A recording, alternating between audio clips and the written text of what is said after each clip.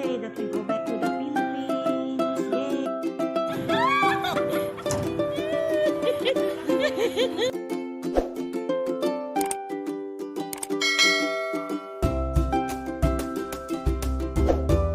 Buhay mga ka-friendship!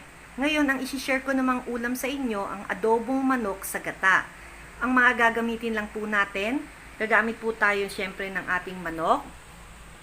Gagamit po tayo ng gata, black pepper, minced garlic, vinegar, soy sauce, bay leaf, at patatas. Yung patatas mga ka-friendship, ang ginawa ko po dito, pre-night ko na po siya. So ngayon, ito po yung mga gagamitin natin mga ka-friendship sa paggawa po natin ng adobong manok sa gata. Mga ka-friendship, ang una kong ginagawa, binamarinate ko muna itong ating manok. Tsaka mga ka-friendship, mapapansin niyo po, yung manok ko tinanggalan ko ng balat. Optional lang po ito kasi ang po talaga, tinatanggal ko yung balat. So ngayon, ang una kong ilalagay, ang ating black pepper. Ayan. Black pepper. Maglalagay din po tayo ng garlic. At maglalagay po ako ng toyo. Yan po. Yan po muna ang ginagawa ko. Minamarinate ko muna ang ating manok. Yan, halo-haloin lang po natin. Ayan, mga ka-friendship.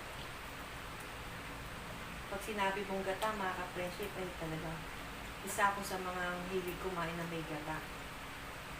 Yan, mga ka-friendship. Ngayon, pagkatapos na ito, mga ka-friendship, yung bawang mga ka-friendship, hindi ko siya inubos kasi mamaya gagamitin ko pa rin ito. Kaya mga ka-friendship, ito po. Tapos na. Ngayon, isi-set aside na natin muna to. Friendship, ang susunod kong gagawin, ito yung kanina nagprito ako ng patatas dito. Ang gagawin natin, dito na natin susunod yung ating pagluluto. So, lagay na natin ating bawang.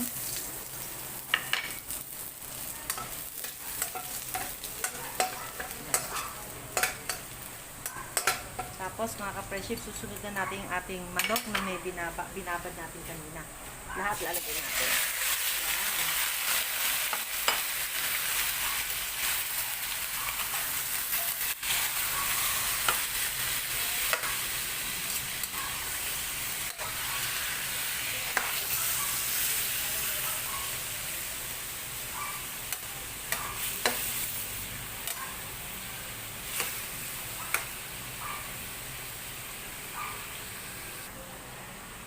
Lalagay na rin natin mga ka-friendship ang ating bay leaf.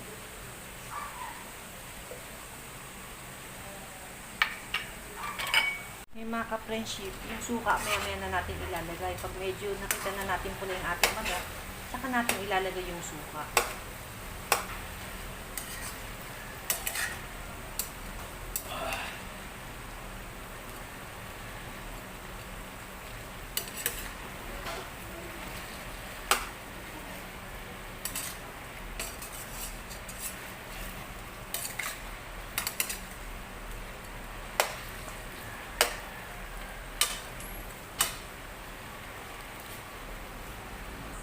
Yan mga ka-friendship, may pula na yung ating manok. Pwede na natin ilagay yung ating suka.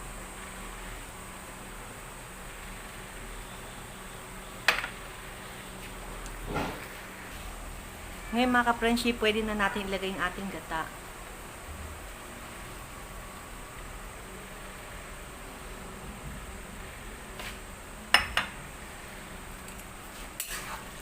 Tapos haluin natin.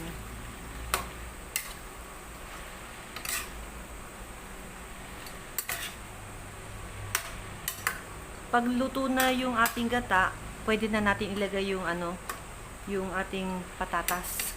Yung patatas mga ka-friendship, optional lang ha. Yan mga ka-friendship, pwede na natin ilagay yung ating patatas.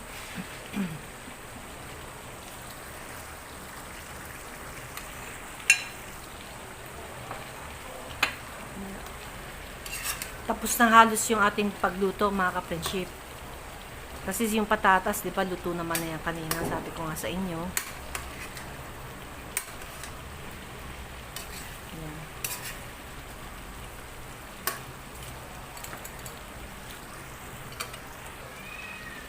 Yan mga ka-friendship, okay na to. Luto na yung ating adobong manok sa gata. Yan.